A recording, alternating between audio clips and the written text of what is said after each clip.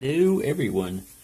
So this is not really going to be a completely opening video on this particular lock, but I want to discuss why this disc detainer is very difficult to open and this one's fairly easy. I've been messing with this disc detainer since I bought it a couple of weeks ago, trying to get it open with the Chinese pick tool, because it's the same type of mechanism. It tensions, from the top, and it should be just as easy to open as this guy. This guy's fairly easy to open. I haven't rotated all the gates to the right like you need to, and usually use a tension wrench. Make it. You can use a pick also to help rotate them right, but usually something flat like the end of a tension wrench, which I don't seem to have one lying around here for some reason. All of it's in the living room where I was messing around. But anyways, this guy opens up fairly easily, and the reason why is if you look at this key, it really, if you rotate everybody to the right, it really only has 1, 2, 3 particular discs that you have to manipulate. This is the key for that States one that I've been messing with. And if you look at it, it has 1, 2, 3, 4, 5 gates that you've got to manipulate. Now these other ones look like very slight cuts, but they do have to be manipulated. They're independent gates. So what you have is the difference between a 3-pin lock and a 5-pin lock. So anybody that's ever picked a 3-pin lock knows they're fairly easy usually. And a 5-pin lock is a big step up. So that's what I've discovered about this guy. I have only been able to open him once. And what I do is I just basically sit there.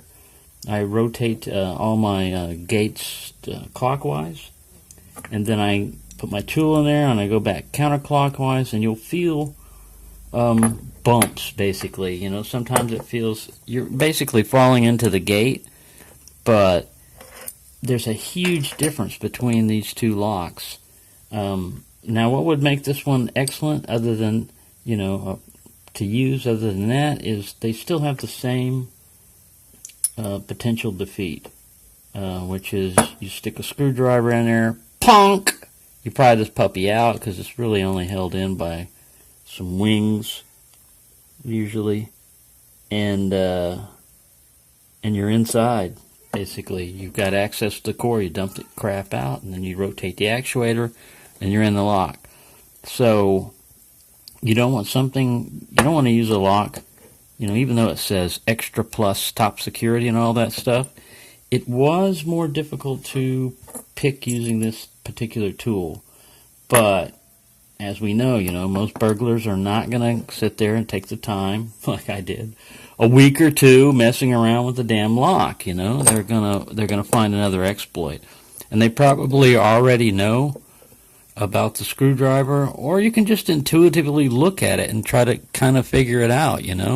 If that's the core, and this guy rotates on this one a little bit to prevent it from drilling, so does this one.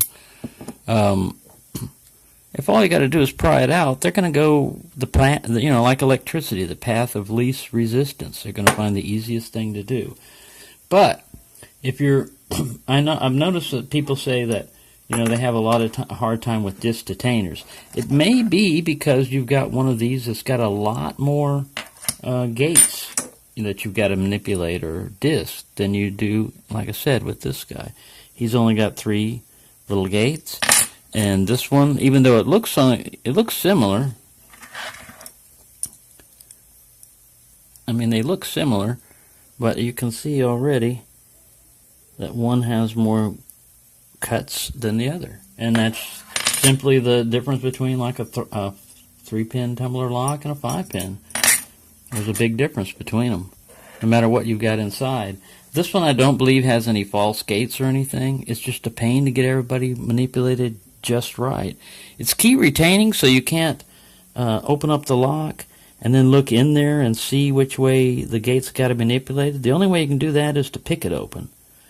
And if you get it picked open, you already know, what gates have got to be done. But it visually helps to reinforce you when you look down the body of the lock and you can see the different gates at different angles and know that, hey, even though I didn't have to manipulate gate number 1, number 2 has to be manipulated. And from there on down, you just got to find the other ones. So I'm sorry I won't be able to open that one on camera, but let me go back to this guy and see if I can get him. All I'm doing is just basically, ooh, there he went. No. I thought I had him. I'm like, whoa. This is the very first gate I did, he opened. But you just basically go down and try to manipulate the gates back and forth, or the discs. And I don't know what's wrong with this one because I'm not feeling anything. I'm ruining a perfectly good video by trying to pick it. But usually this guy it's kind of like a fidget spinner for me, I just sit it in my hand and I can be watching TV or something else, and keeping my hands occupied. And then every once in a while the thing will open up. And you just go back and reset the gates all to the right, and you're back to picking again. I like the closed shackle design also. I like that, even though, extra top security and all that other stuff. Any lock that can be defeated that easily by a screwdriver, I don't want to put up on anything that I need to protect at all.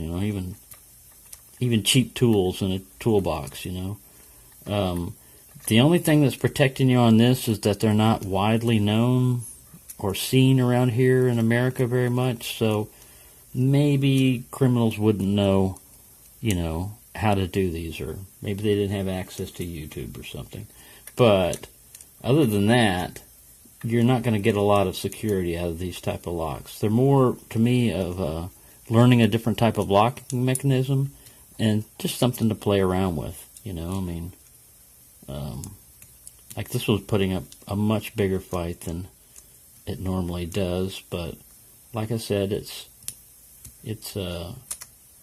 much easier to open because I spent countless hours just sitting there doing the same thing, making sure I've got the gates rotated to the right and going back and just manipulating this guy back and forth. And if I feel a bump, or I feel a disc that's, giving me some resistance, I'll sit there on it until I feel, I'll manipulate until I feel what feels like the right spot for it to be in. Because you have a little bit of play back and forth, left and right. And anyway, that's all I wanted to give you an update on. This guy's going to put up an extra good show, showing that he's resistant. But like I said, I really didn't want to do this as a picking video, more just to explain the difference between why this one is so much easier to open than this one. And it's not because of the physical size of it. I think they have the same amount of gates. It's like 8 or 9. It's just that this one uses more of the locking mechanism. Basically, I mean, they're all being used. All the gates are interacting. But when we rotate it to the right, we eliminate picking the majority of these particular gates. I mean, if there's a disc over here, well, all the way to the right is what it needs to be. And if there's a gate here, all the way to the right, all the way to the right. Even this guy in the middle, he's all the way to the right. The only ones that need to be manipulated to the left a little bit are those 3 gates. And like I said, even though these are shallow looking cuts, or it looks like extra wide, sorry, I'm off camera, looks like extra wide gates, those are actually individual cuts. They're probably set to the same height, but one of them looks like he's a little bit, get up here and focus for everybody. You can see that one of them looks like the one on the bottom there is a little bit deeper than the one above him, and that's just angles, I mean, these other 2 look like they're both set to the same angles. Maybe this was just a bad machine cut, on this one, and they both should have been at the same angle. But there you go. That's a heads up on this one. I can finally put him up with this guy as a picked disc detainer, and I'll look for some more disc detainers to mess with. But if you're going to try to get one of these for security, like I said, just make sure that this ring right here is either reinforced or protected somehow against the screwdriver attack. There are some out there. I don't know what there are, but Lockpicking Lawyer has done a couple of them where he has said, I asked him specifically, is it susceptible to screwdriver attack, and he said no. I don't remember what particular one he was working on, but he opened it with one of the disc detainer picks. So there you go.